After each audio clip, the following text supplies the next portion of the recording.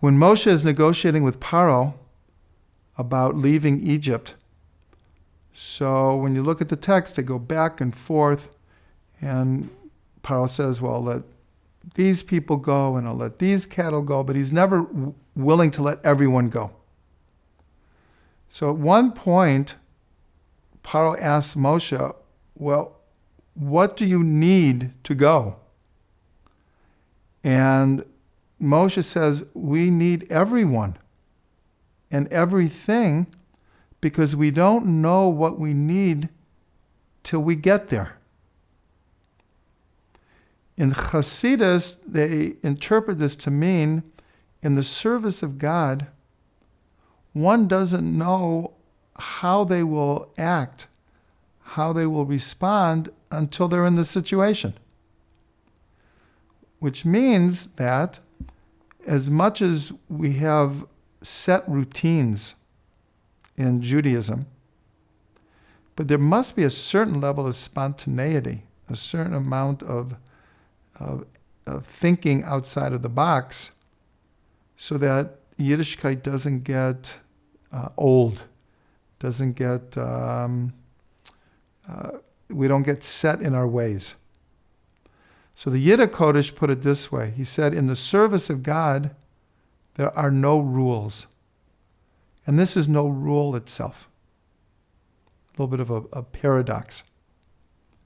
And I personally saw this very much with Rabbi Shlomo Carlebach, that there were certain parts of the davening or certain parts of the Shabbos or the Zmirot that Rabbi Shlomo always did the same. Always did the same niggun. And there were others that he never did the same twice.